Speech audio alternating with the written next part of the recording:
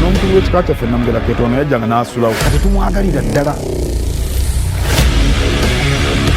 Ye maama waffe yali mulungi nga bwe tukola mu nnimiro ye ng'atusasula.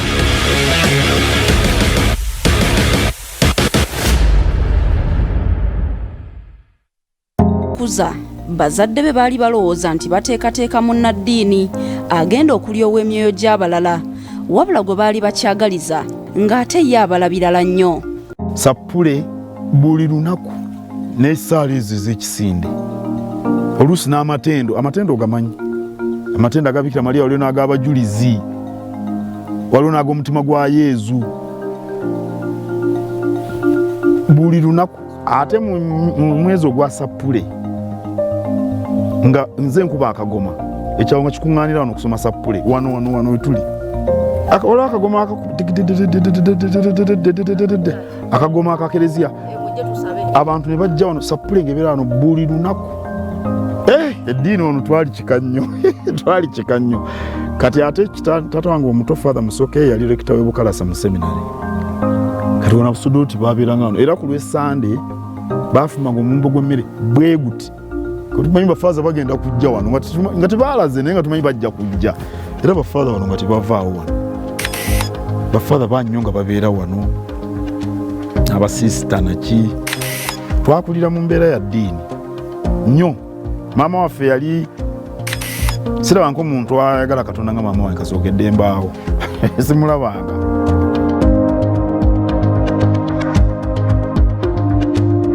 Era waliwo omukulu wange oyo gwe mbagambye John kati buli omu yabanga n'omulundi gwe gwa ttaani eyo okukulembera Sappule.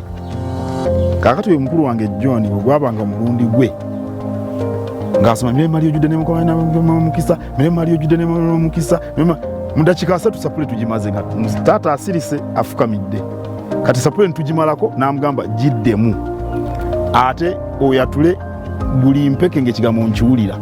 Mirembe Maria ojjudde enneema Omukama ali naawe wayiwa omukisa mu bakazi bonna nge buli kigambo nkiwulire era bw'onoosoma nitumalako Sappule ng'ebigambo bimu birya era tujja giddamu ogwokusatu ne mufukamirawo okumala essaawa ezi nga musoma Sappule mu nju awo. Yabanga yakyaggulo ey'akawungeezi ate jjukira nti wabanga omwezi gwa Rosaali twagisomye eyabona ey'ekyalo ate ne tuddamu eyaffe ey'ekiro.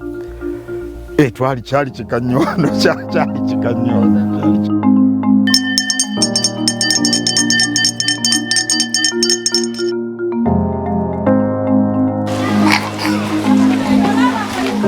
Ku ssomero lya St. Herman's Nkoni Primary School bwe yali asoma ekibiina ekyomusanvu abasaseredooti bajja okuwandiika abayizi abaagala okuyingira seminary. Nnaalongo Rebecca Kyese yali ateeseteese mutabani we n'amulagira yeewandiise. Maama amanya ddi ekituufu? Amazima gali nti bwe yali mu kibiina eky'omukaaga ku St. Herman's Nkoni mu Buddu. Kye ndowooza bateko baagenda ne bakebera omulambo kye bayita postmortem ne balaba ki ekyavaako okufa. Ate n'ekirala oyinza okukola ekintu omuntu n'afa naye nga tobadde na kigendererwa kya kumutta. Kati yebeera manslaughter amateeka tebeera murder. Tewabaddeewo malice aforethought, tewabaddeewo kigendererwa kya kutta.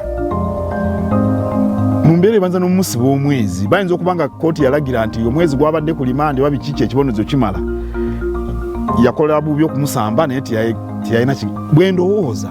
Naye omusomesa naye yali muto yatugamba nti Ben yamuga ngenda kwebaka bw'onoonsamba n'essifa ojja kusasula emivulya. N'atugamba nti egyo emivulya gy'abaloya gigula ssente empya ne ssente enkadde tebigulukako. Omusomesa bwe yatugamba nti egyo emivulya gya buseere miyitirivu. Ti Ben yamuga nti ajja musasula ssente amugulire emivulya emipya simanya amukola atya. Omusomesa agenda okubawa ekyokulabirako ekya Ben Kiwanuka nga Peter yakamusinkana ku kereziya Kabwoko awamu ne kitaawe Sepiriya era Peter yafuna omukisa n'akwata Ben Kiwanuka mu ngalo. Kale bwe yawulira bye yakola yamanya nti ateekeddwa okufuuka munnamateeka naye akola atyo. Ben yajja e Bukalasa ku seminary. Kati taata wange omuto Father John Musoke yali rector. Ndowooza kati ndowooza engeri taata wange naye gye yayitibwa ku mukolo simanyi ngeri naye taata wange yagenda nange ne maama wange n'abantu abalala. Kati Ben yajja nga ye Chief Justice namulabako mu Benz ya black n'ava mu motoka taata wange mu bantu abaali bagenda okumusika n'amugamba nti ndi wano n'abantu n'agamba nange nempa akakono kange ne mukwata mu ngalo. Kati laba bwe nkulako ntuuse mu primary baki omusomesa atunyumiza nga bwe yawozanga emisango muli ne ngamba nja ngenda kubeera looya. Ate wano Ben Kiwanuka yali muzira wa wano mu maka gano. Maama teyawangala bbanga ddene kulaba mwana we Opero kyafuuka. Mu mwaka gwa 1977 maama yafa era Peter yali mu siniya esooka ku St Henry's College Kitovu e Masaka.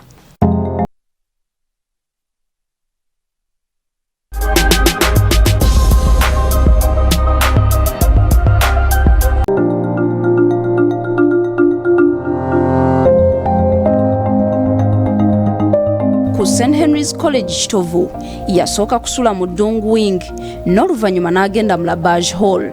Ebisulo bye yasulamu byonna bikyaliwo.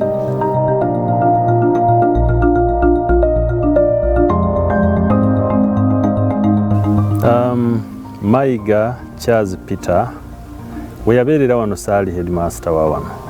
Fact nali sinaba na kutandika P1. Ne records ziraga nti yaliwo okuva mu 1977 okutuusa mu 1980. 1980 lwe yakola senior 4. Yali mu senior 4C. Obulamu bwe ng'ali wano ekimanyiddwa ennyo kwali kwogera Luzungu. Era nga wano ab'emyaka gye nga bamumanyi nga Englishman of the college.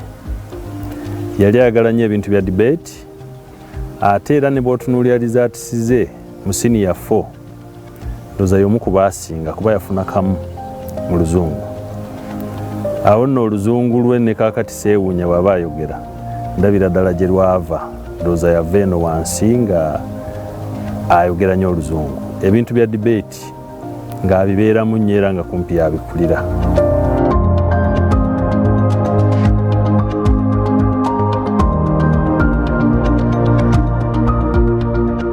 Yali muyizi alinamu kubanga engeri gye yali omuggalanda yali alina bakulu be bangi basolozangamu ez'okwebezaawo ku ssomero ng'ayita mu kubawandiikira ebbaluwa. Kati bwe nagenda ekitovu mama wange yafa ndi mu S1. Kati ndoza taata wange yalowoozanga nti oba nali muto biki era baateranga okugamba nti taata wange ajja nnyo okundaba abaana bakyogeranga ndowooza osanga simanyi ti yakingamba naye mukuteebereza waliwo yajjiranga okundaba oba oli awo najja okukulaba naki ekitaaliwo nti abazadde bazze okulambula abaana naye oba oli awo yalowoozanga nti ye nali omuto nti nnyinza of course okufa kwa maama kwatukosa nnyo naye oba yalowooza nti ndowooza kati awo yajjanga najja nandabako biki bw'atyo ne bakulu bange abamu sistaff omukulu tumuyita Nankulu oluusi ng'akuwandikira akabaluwa ndowooza n'olumu yajjako ekitovu yalaba oba nteredde bulungi naye nga mu masomero tewaabiyo byakulambula baana. Bw'ogenda ku ssomero ng'owandiika ebbaluwa nga bwe nkugambye nze nawandikiranga abazadde bange ne mpandikira ne baganda bange bonna oluusi obasabiriza ne ssente bakulu bange amasabiriza pocket money nga bakuteramu ate ze omubuulira ayo toyinza mumubuulira mpandikira bakulu bange bakuteramu akapapula ate nga mu biseera ebyo ebbaluwa nga ssente zituuka naye kyokka nyina muwala wange asoma Namagunge mwaka guli namuwandikire namuweereza kaadi era agenda kukola senior 4 nemuweereza kaadi eno gye bayita success card nemuteramu ssente yazifuna mu nnaku zino emabega awo yazifuna kawala kankaliyo. Olutalo olw'okukaayanira obuyinza olwali mu ggwanga lwamukosa bya nsusso era siniya ey'okuna baagisomera emyaka 3 ng'omuvubuka ali mu myaka egy'enoonya effujjo lyali lingi. Ekitagenda kuva mu byafaayo bya ssomero lino Peter yasimattuka okugobwa ng'ali mu siniya ya 4 olw'akedima akaaliwo. Kitovu baamuggalawo mu 78 ne baddawo muggulawo mu 79 ng'agenda kuggwako ne tubuukawo kumpi ekibiina kiramba. Kaakati essomero baali baliruutinze balinyaguludde, abazadde ne basabibwa bakwatireko essomero mu kuzzaawo ebintu ebimu. Kati ffe ne tugamba headmaster ng'abaana ba senior 4 tetujja kukuwa ssente ezo okujjako ng'otuwa akakalu nti ffena abaana basasula ojja kutuwa ebifo mu senior ey'okutaano. Ssente zaali za library, tterekero ly'ebitabo. Ne tuba bakyankalamu ate nga okuva mu senior ey'okusatu ogenda mu y'okuna twasaba twateekawa twagamba headmaster twagala twaki automatic promotion. Tulina ffena okuyita oba oli agudde ebigezo batabigudde kuba twasomye mwaka mulamba munaasinziira ku kyoga nti ono tayise ne twegugunga essomero ne baliggala. Senior 3 ne tulwana n'essomero lyonna, buli omu yonna ku ssomero yali akuba ba senior 3.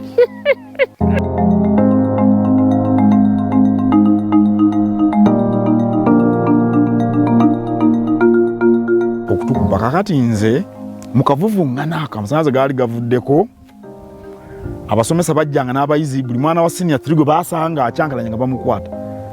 Ne wabaawo akasenge ebisenge mwe baabasibiranga. Kaakati nze nali effujjo lyali genda mu maaso nga nze nyambadde engatto. Bwe baakusanga n'ettosi ku bigere, abaana abasinga effujjo baalikolera mu bigere byerere, nze nali mu ngatto. Era kati omusomesa baamitanga Kajimu, mwami Kajimu yali asomesa fine art. Simanyi oba akyaliyo mu nsi. Ye yankwata jjeeka eno nga nsanze eyo nzire eno nzire eri ne mugamba nti nze sinnakola ku ffujjo. Olaba ebigere byange ne nzijjamu engatto ne mmulaga ekigere n'agamba gwe tokoze ffujjo naye nga twabirimu kati awo wemponera. Kati abaana abalala bonna be baasibira mu busenge bonna bangi baabagoba baakomangawo ne bazadde bano nga nti ono tumugobye. Kati nze nagenda ne taata wange ng'erinnya lyange kweriri namugamba wabaddeyo okukyankalana eyo batugaye tukomewo eka tujja kuddayo n'abazadde ku ntandikwa ya ttaamu. Ye yasirika busirisi yaŋŋamba nti yali aneetegekedde singa baali bangobye. Mu keediimo kano buli muyizi yalina obuvunaanyizibwa obwamuweebwa, naye obwa Peter bwali ki? Bino byegayisi tujja kusasula library fee, tukooya akawunga akakyenvu, waliwo akawunga kaalinga kakyenvu kavanga eyo mu Amerika. Kasooli yali wa kyenvu. Kaakati simanyi na biki ebirala bye twali tukooye ne tukola ekiwandiiko kiwanvu okuva eno okutuuka eri ku mmotoka. Nze nkisoma, headmaster atudde wali ali mu byambalo bye, brother mulamba, staff kuliko na staff y'ekitovu yalinga nnene, ekitovu lyali ssomero ddene nnyo. Ne nnyimirira mu maaso awo ne nsoma ebintu ekyamazima yali ateekeddwa kungoba bwe mbirowoozaako kaakati. Naye bamuyita brother Leonard Byanca yali headmaster tiyangoba, yajja buzi ndowooza alowooza oba bwana simanyi, naye yajja buzi nankwata mu mukono n'aŋŋamba, yayogera mu Luzungu, you've got qualities of a leader. Of course twali twogera mu Luzungu, kye kyokka kye yaŋŋamba, naye ne batuwooyawooya. Ndowooza baali bagezi nnyo, ffe twali twekalakasa tuganya okusasula ssente, tuganya okukola biki, naye bo baatukwata na bukkakkamu ne tuwola. Era ssente twaziwa kuba twali tuzirina, abazadde baali baazituwa. Ne tukola ebigezo, naye nze kyataakola butampa kifo mu senior 5, senior ey'okutaano, brother Leonard Byanca.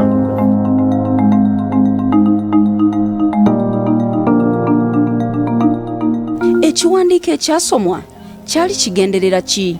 Abaana ba senior funduza baali balina ensonga zaabwe. Kati ye yawandiika era n'atwala n'asoma ekiwandiiko ekyo eri omukulu w'essomero.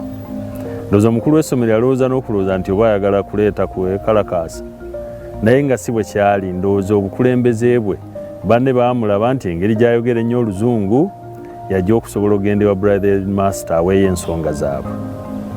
So ndowooza kitone, obukulembeze nakyo kitone. Nze naye kati nali muto nga simanyi nti nkola na ffujjo, nalowoozanga nti muyamba okumulaga ensobi ze, era bwe ntyo bwe nayogera tukuyamba okulaga ensobi zo. Bw'obeera omuto bw'otyo bw'obeera. Ekiruubirirwa kya Peter ne Muzeeyi Seppiriya kyali kyakusomera ku ssomero lino okutuusa okumalako siniya ey'omukaaga olw'omusingi gwali ogw'eddiini, empisa, so nga n'emisomo gy'okuyingira ku ssettendekero w'e Makerere gyali mitangaavu nnyo.